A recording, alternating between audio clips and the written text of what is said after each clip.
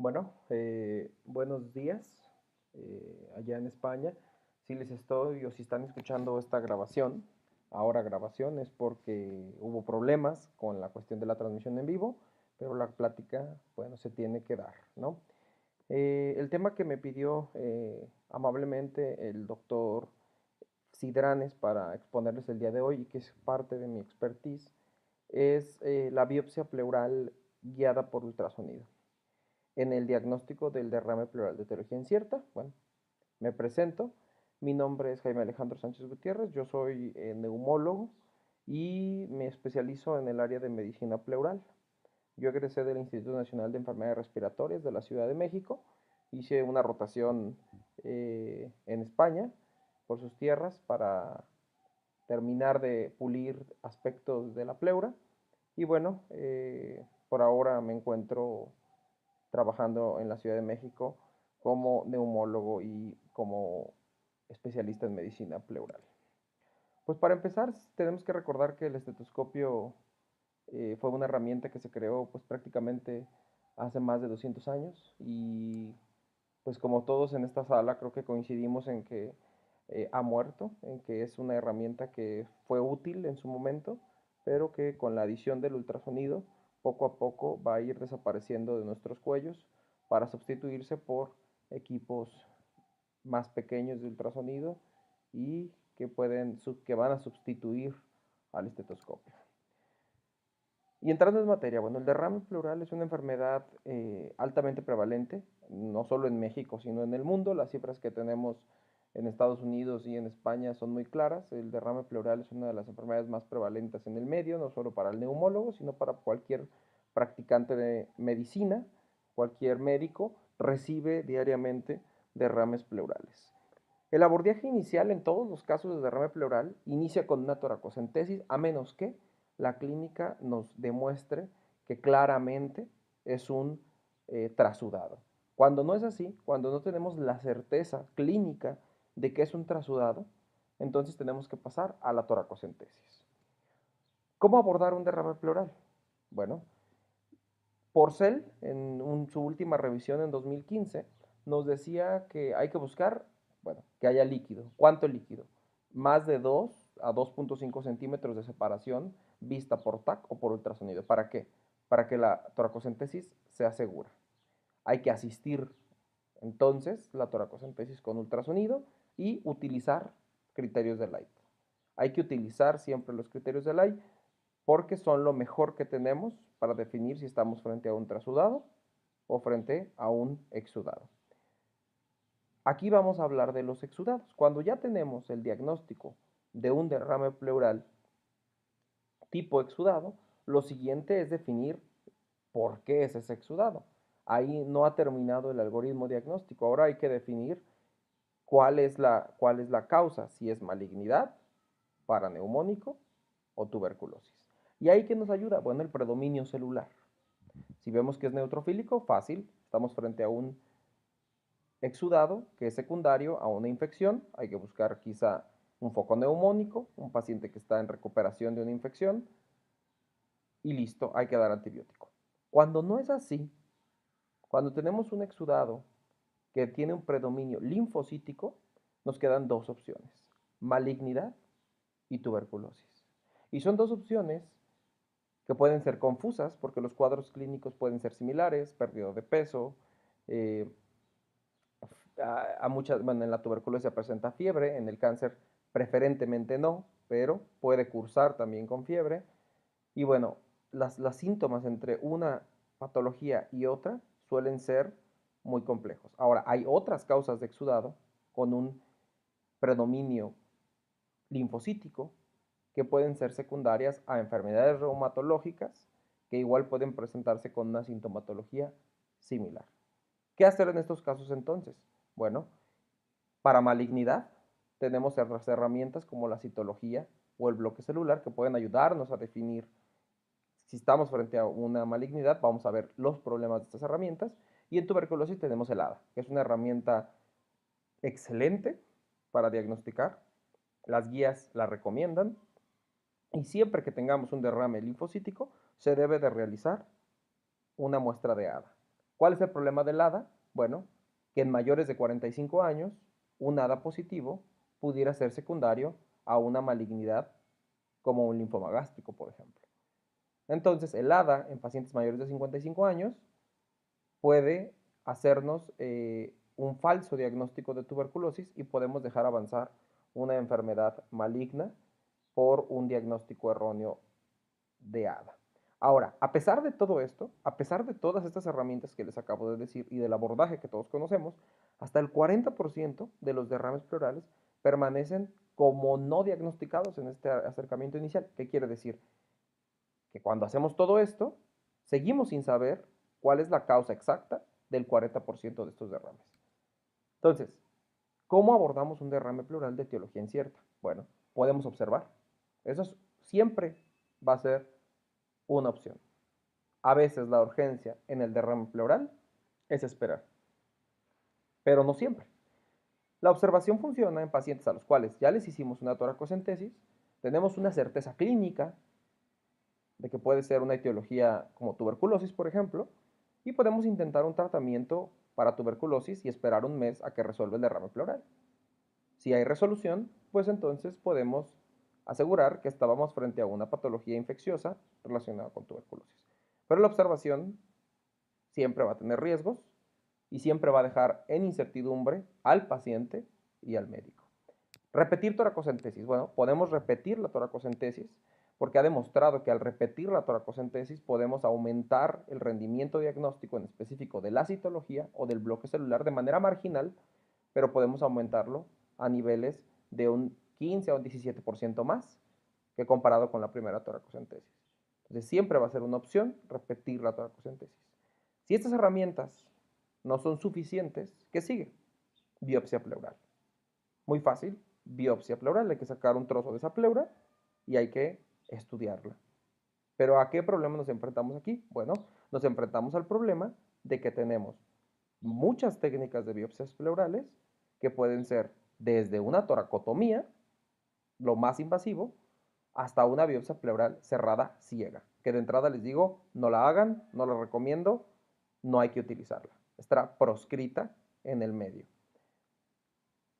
Pero entonces, ¿cuál es el intermedio? Bueno, el intermedio está en la biopsia pleural asistida o tiempo real por ultrasonido. ¿Qué nos ofrece esta biopsia o esta técnica? Nos ofrece seguridad que no existía con la biopsia pleural cerrada ciega. En México se dejó de hacer la biopsia pleural ciega porque hubo muchísimas complicaciones donde se perforaban vasos, se perforaban hígados, se perforaban diafragmas, porque con la exploración física era prácticamente una apuesta saber si estábamos detrás del derrame pleural. Con la adición del ultrasonido logramos seguridad, un perfil de seguridad muy amplio, sin complicaciones prácticamente, y aparte demostramos que se sube el rendimiento. Eso lo demostramos nosotros en el Instituto Nacional de Enfermedades Respiratorias con un trabajo que realizamos y se demostró y está publicado en la literatura internacional que la adición del ultrasonido, solamente la adición del ultrasonido, aumenta el rendimiento de la biopsia pleural. Vamos a ver más adelante a cuánto.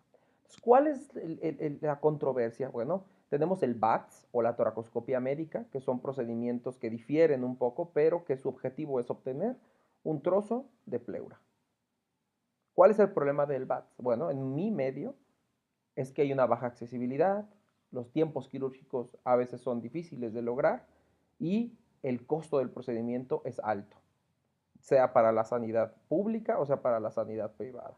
En nuestro instituto, la demanda del procedimiento es alta y los tiempos de espera suelen ser prolongados. Y estamos hablando de un paciente que tiene probablemente una patología maligna y ya sabemos que la sobrevida de un derrame pleural maligno es baja, o estamos hablando de un paciente con tuberculosis que pudiera reiniciar sus actividades en cuanto tengamos el diagnóstico.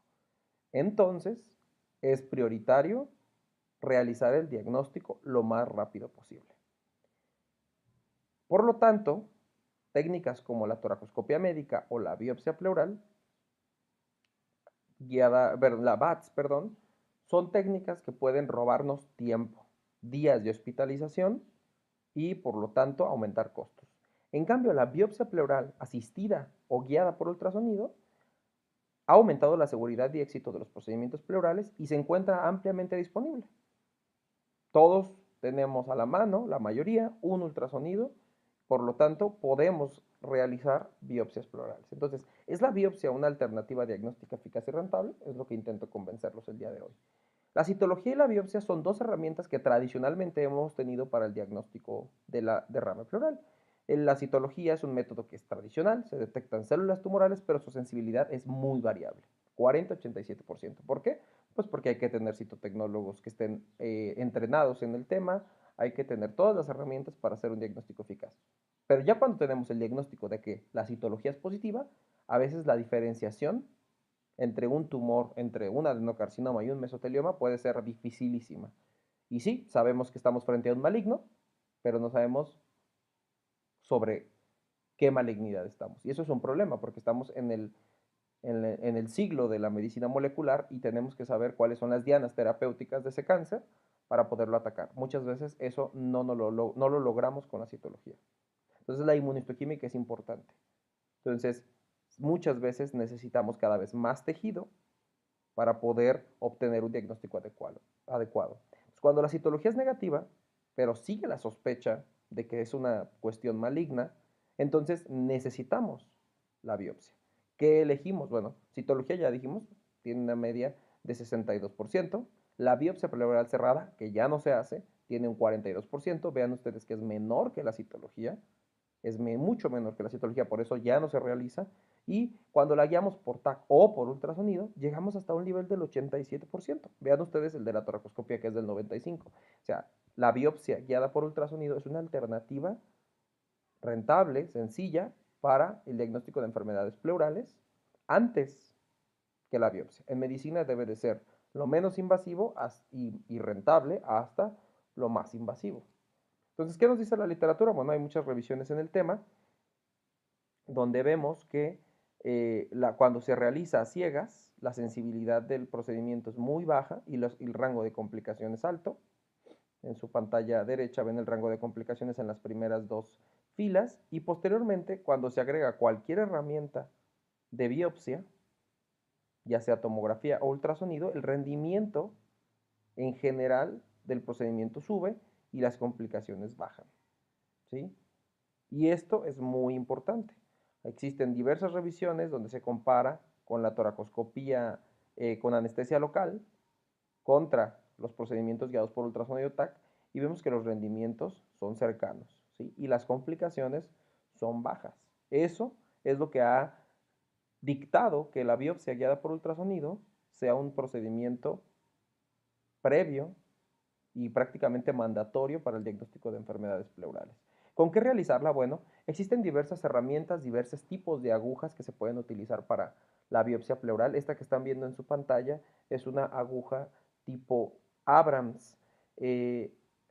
León de Abrams fue un cirujano que diseñó esta aguja justamente para obtener trozos de pleura. Publicó su primer artículo, lo publicó en el New England. Y bueno, esta aguja se sigue utilizando hoy en día. Tiene la característica de que es una aguja reusable y que pues puede utilizarse para muchísimos procedimientos, lo cual abarata el procedimiento. Sus inconvenientes, bueno, que puede ser un procedimiento cruento, aunque mi experiencia me dice que con una buena anestesia local, el procedimiento nunca tiene mayores complicaciones. Su mayor complicación es el sangrado y un reflejo vasovagal, que bueno, prácticamente sucede hasta con una toracocentesis. Otros tipos de agujas que están en el mercado, que son también muy utilizadas, son las agujas tipo Trocut, que son agujas que pueden ser automáticas o semiautomáticas y que pueden utilizarse para la toma de muestras de pleura. Diferencias entre una y otra, bueno, lo que sabemos es que la aguja de Abrams, tiende a tener un mayor número de tejido en la muestra total que la Trucut, dependiendo de su diámetro, que generalmente se utiliza una aguja de unos 14 G Y lo que sabemos en la literatura es que cuando se utiliza una aguja de corte tipo Trucut, el rendimiento tiende a bajar comparado con Abrams. ¿Cómo hacerla? Bueno, se puede hacer dos técnicas, asistida o en tiempo real. Yo en mi práctica generalmente utilizo la técnica asistida. ¿Qué quiere decir?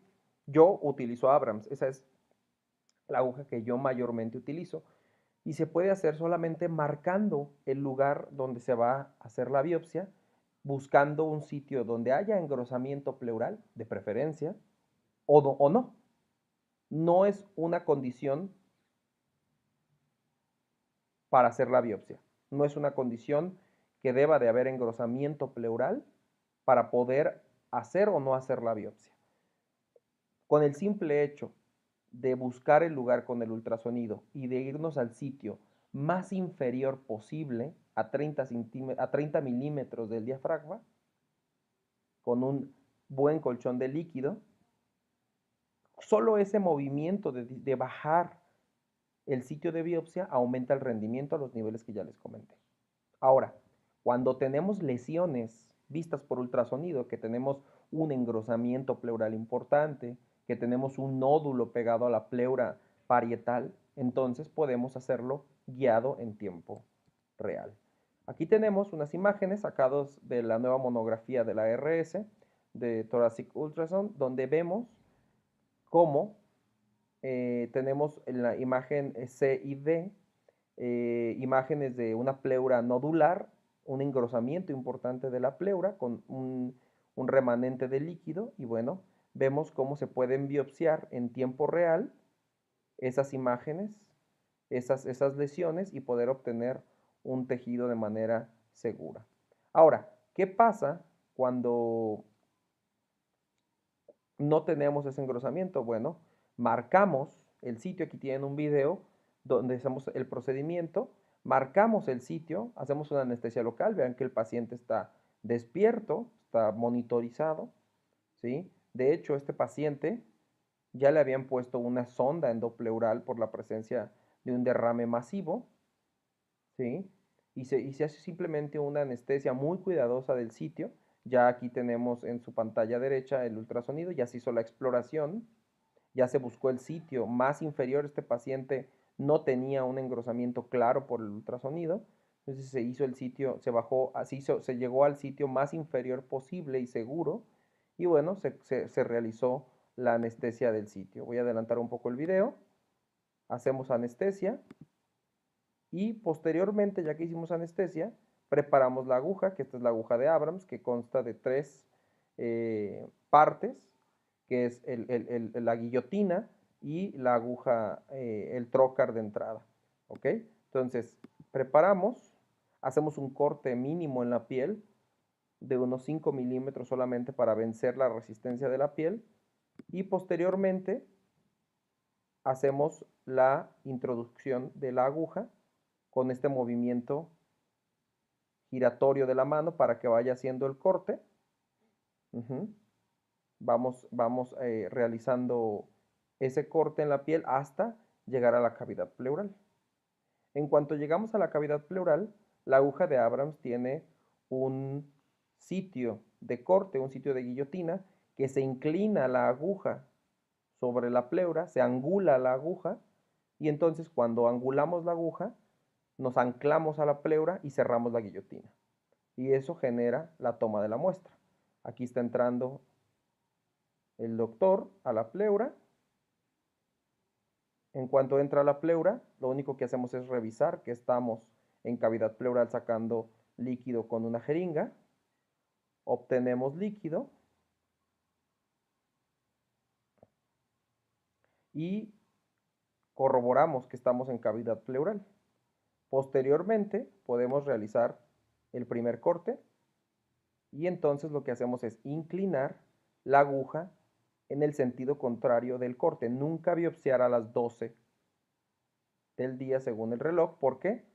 Porque en ese sitio está el paquete neurovascular. Entonces aquí estamos biopsiando a las 3 de la tarde, nos estamos inclinando, estamos saliendo y la aguja se va a anclar. Se ancla, cerramos la aguja y sacamos. Perdón.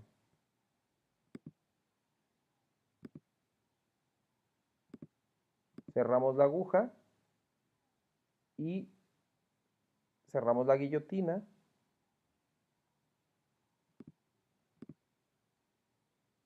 Y se saca la aguja. Listo. Ahí salió la muestra.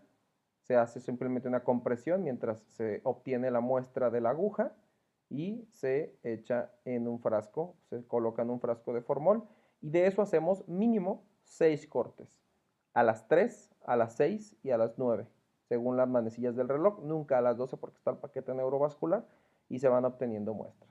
Esta es la primera técnica. Esta técnica es hands-free o asistida, ¿sí? ¿Por qué? Porque no tenemos el ultrasonido. Ahora, ¿se puede hacer con tiempo real? No, no se puede. ¿Por qué? Porque la aguja tiene un mecanismo complejo que no se puede tener el ultrasonido sujeto con una mano y estar manipulando la aguja con el otro. Entonces simplemente hacemos la visualización, elegimos el sitio y hacemos la biopsia. La otra técnica es con la aguja Trucut, que se puede hacer de la misma manera, simplemente marcando el lugar y realizando la introducción de la aguja Trucut hasta lo que hayamos medido con el ultrasonido y posteriormente hacer la toma de biopsias. De la misma manera, mínimo 6 muestras para lograr un rendimiento diagnóstico adecuado. ¿Y qué nos debemos de fijar cuando vemos el ultrasonido? Bueno, nos debemos de fijar en la presencia de nódulos pleurales, ya sea diafragmáticos o en pared o en pleura visceral. Aquí ven de nuevo otro nódulo en diafragma y un engrosamiento de la pleura parietal. Aquí ven un engrosamiento importantísimo del diafragma con septos en el líquido pleural.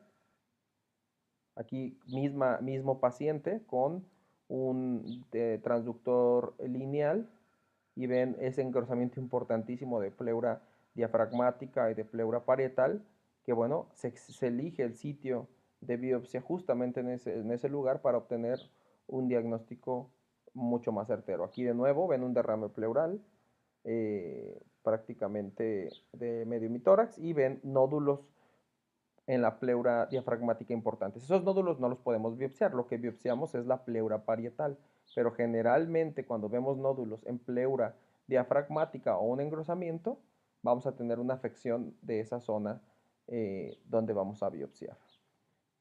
Este no es el tema de la plática, pero existen además otras herramientas por ultrasonido para poder definir si se va a reexpandir el pulmón. Este artículo les recomiendo que le den una revisada. Es un artículo con un grupo pequeño, pero ellos lo que hicieron es medir el movimiento de la telectasia para predecir si el paciente iba a reexpandir o no iba a reexpandir posterior a una toracocentesis evacuadora. Y bueno, han logrado una curva de ROC suficientemente atractiva como para utilizarlo en la práctica clínica. Entonces, ¿cuáles son las utilidades del eco en el derrame pleural? Bueno, primero nos puede decir si estamos frente a un exudado o un trasudado. No sustituye la toracocentesis, no sustituye a los criterios de Light, pero sin duda nos puede decir antes de picar frente a qué estamos. Distinción de derrames benignos y malignos. Qureshi hizo una revisión donde encontró 95% de especificidad para derrame pleural maligno cuando el engrosamiento era mayor de 1 centímetro de la pleura parietal, 100 para engrosamiento de la pleura visceral, 95 para engrosamiento del diafragma mayor de 7 milímetros y 100 para nódulos pleurales. Entonces, en general, la sensibilidad del ultrasonido para diferenciar derrame maligno o benigno llega hasta un 79%, con una especificidad del 100%. Y contra el ATAC, que solamente es del 89%. Por lo tanto, el ultrasonido parece ser más útil que la misma tomografía para definir si el derrame que tenemos enfrente es maligno o es de otra etiología. Entonces, ¿cuál es el rendimiento de los procedimientos que acabamos de hablar? A ciegas, ya dijimos, no lo hagamos, 48%, malignidad 31%, tuberculosis 78%, con eco, asistido o guiado, 90%, malignidad 90% y tuberculosis de 89%. ¿Sí? Vean estos datos, son magníficos. Bueno, a mí me suenan magníficos porque con una biopsia que no requirió el paciente entrar a ningún procedimiento o a ningún sitio de quirófano, se logró un rendimiento muy alto. ¿Sí? hecho por el mismo clínico, no tiene que ser un radiólogo, sino un clínico con el entrenamiento para realizar esta biopsia, con el conocimiento de la técnica y con el conocimiento de las imágenes ultrasonográficas, comparado con la toracoscopía, que tiene un 90-95% de rendimiento, para malignidad 92%, para tuberculosis 95%. Sin duda, el gold estándar para el diagnóstico de las enfermedades pleurales de etiología incierta es la videotoracoscopía o la toracotomía, pero estos procedimientos son pues y muy invasivos, exponen al paciente a un riesgo quirúrgico importante, por lo tanto no deberíamos de tirar en saco roto el uso de la biopsia guiada por ultrasonido. ¿Y dónde biopsiar?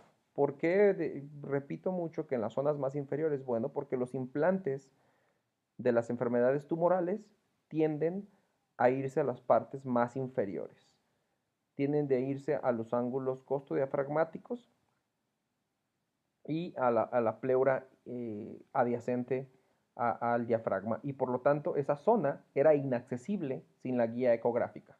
Ahora que tenemos la guía ecográfica, esas zonas se vuelven accesibles y por lo tanto el rendimiento del procedimiento se eleva. Entonces siempre hay que elegir las zonas más inferiores, a 30 milímetros del diafragma, es el rango de seguridad. Tuberculosis, cuando no la diagnosticamos por medio de ADA, por cualquier situación, tuberculosis se puede biopsiar donde sea. ¿Por qué? Porque la afección de tuberculosis en la pleura es homogénea, no es como en la malignidad, que se va hacia los sitios más inferiores. Y si el derrame es neutrofílico, ¿sirve la biopsia? Tradicionalmente a los neumólogos se nos crucificaba si intentábamos biopsiar o si biopsiábamos por error un derrame neutrofílico por alguna situación. Porque bueno, el diagnóstico de neutrofílico es muy claro, es un paciente que está infectado y no tiene ninguna utilidad la biopsia. Pues resulta que sí sirve. Al menos en este estudio, que es un estudio piloto que se hizo en Reino Unido, ellos quisieron, o su hipótesis fue de saber si la adición de una biopsia pleural que se mande a cultivo aumentaba el rendimiento de aislamiento de los patógenos, y bueno, ellos resulta que sí, que prácticamente supera el 40% cuando se adiciona al cultivo y al cultivo de sangre con líquido pleural y al cultivo de líquido pleural se adiciona la biopsia pleural, el rendimiento del aislamiento sube. Y bueno, esto es importante saberlo cuando queremos o nos urge aislar un patógeno en pleura para poder dar un tratamiento dirigido. Entonces es importante saberlo, esto es un estudio pequeño, tiene sus limitaciones, pero nos habla de que la biopsia guiada por ultrasonido cada vez va a tomar más papel en el diagnóstico de las enfermedades pleurales. Quehelenberg, que es un autor que publica diversos estudios sobre pleura, nos ha propuesto este algoritmo en donde él llama a siempre ver y siempre tener en cuenta los estudios guiados por imagen. Entonces tenemos un derrame pleural sin diagnóstico, entonces hay que pensar en una biopsia guiada por imagen o por ultrasonido. Si tenemos una masa pleural, entonces podemos hacer una biopsia guiada por una aguja de corte o una aguja de aspiración fina. Si tenemos un engrosamiento pleural homogéneo o nodular, podemos hacer una biopsia guiada por ultrasonido o por tomografía, ya sea con Abrams o con una aguja Trucut. Si no tenemos engrosamiento o nodularidad, de nuevo, podemos utilizar una Abrams, en específico una Abrams, ya que las agujas tipo Trucut son mucho menos, hacen mucho menos toma de muestra cuando no existe engrosamiento. En estos casos está indicado la Abrams. Si después de este abordaje inicial por biopsia guiada por ultrasonido no obtenemos diagnóstico, entonces podemos ofrecer la toracoscopía como procedimiento final. Conclusiones. La biopsia guiada asistida es un método costo efectivo para el diagnóstico de derrame pleural. Es un procedimiento sencillo que no ocupa una gran curva de aprendizaje y que las complicaciones del procedimiento pueden ser solventadas de manera sencilla en un sitio con los mínimos requerimientos sanitarios. La adición del eco mejora el perfil de seguridad totalmente del procedimiento, contraindicado hacerlo sin ultrasonido. El rendimiento del procedimiento sin ultrasonido es paupérrimo. Se sugiere como paso previo a la BATS en pacientes debilitados. No hay consenso sobre esto.